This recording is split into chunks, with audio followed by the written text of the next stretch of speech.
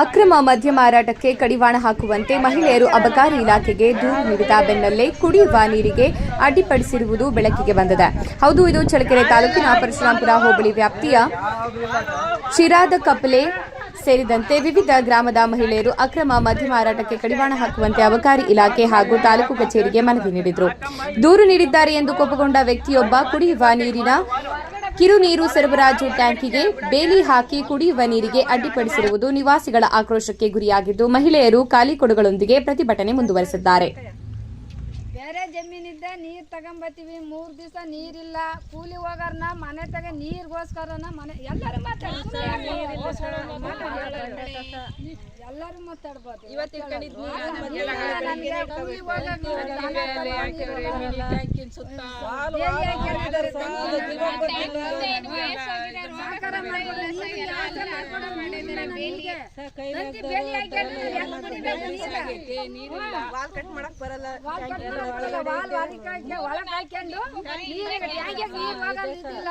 ಬೇರೆ ಜಮೀನಾಗೆ ಇಳ್ಕೊಂಡ್ ಬರ್ತಾ ಇದೀವಿ. ಅವರು ಜೋಳ ಹಾಕಿದಾರೆ, ಬೇರೆದ್ರಾಗನೆ ತರ್ತಾ ಇದೀವಿ.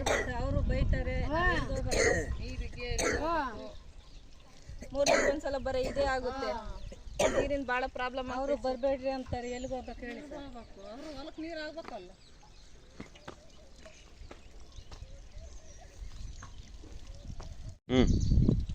ಬೇರೆ ಜಮೀನಿದ್ದ ನೀರು ಇಟ್ಕೊಂಬತ್ತೀವಿ, 3 ದಿವಸ ನೀರಿಲ್ಲ, ಕುಡಿಯಕ್ಕೆ ನೀರಿಲ್ಲ, ಎಲ್ಲ ತಂತಿ ಬೇಲಿ, ಕುಡಿಯೋಕೆ ನೀರಿಲ್ಲ, ದನ ಕರಿಗಿಲ್ಲ, ಏನಿಲ್ಲ. ಬೇರೆ ಕರೆಂಟ್ ಬಂದೈತೆ 8ವರೆಗೆ, ಅಲ್ಲೇ ತನಕ ಕೂಲಿ ಹೋಗ್ದಂಗೆ ನೀರಿಗಾಗಿನ ನಾವು ಕಾತ್ಕೊಂಡು ನಿಂತ್ಕೊಂಡು ನೀರು ಕುಡಿಯಕ್ಕೆ ಇಟ್ಕೊಂಡು ಹೋಗ್ತಾ ಇದೀವಿ. ನೀರಿಗೆ ಪರದಾಡ್ತಾ ಇದೀವಿ.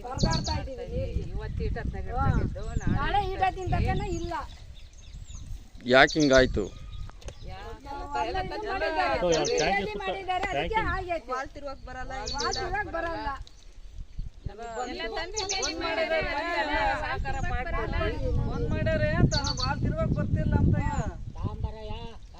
ನೀರ್ ಹೆಂಗ್ ಮಾಡ್ಬೇಕು ಕುಡಿಯಕ್ಕೆ?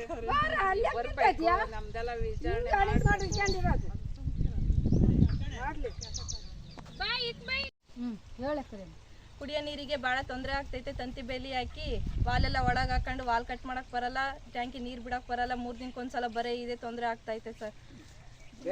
ನಾವು ಬೀಗ್ತೀವಿ ಸರ್, ಬಂದು ಕರೆಂಟ್ ಬರೋದಕ್ಕೆ ಕಾಯ್ಕೊಂಡು ಇವಾಗ ಬೆಳಗ್ಗೆ ಇಟ್ಕೊಂಡಾರ, ನಾಳೆ ಬೆಳಗ್ಗೆ ನೀರ್ ಇಟ್ಕೋಬೇಕು ಸರ್. ಬೇರೆ ಹೊಲಕ್ಕೆ ಹೋಗಿ ನೀರು ಇಟ್ಕೊಂಡ್ ಬರ್ತಾ ಇದೀವಿ. ಅವ್ರು ಸುಮ್ಮನೆ ಬೈತಾರೆ, ಆಗ್ಲೆಲ್ಲ ಹೋಗಕ್ಕಾಗಲ್ಲ, ಏನಿಲ್ಲ. ಇವತ್ತು ಬೆಳಿಗ್ಗೆ ಇಟ್ಕೊಂಡ್ರೆ ಮತ್ತೆ ನಾಳೆ ಬೆಳಿಗ್ಗೆನೇ ನೀರು ಸಿಗೋದು. ನೀವು ಬಂದು ಆದಷ್ಟು ಬೇಗ ನಮ್ಗೆ ಈ ತೊಂದರೆಯನ್ನು ಸರಿಪಡಿಸ್ಕೊಡಿಸ್ಬೇಕು ಸರ್.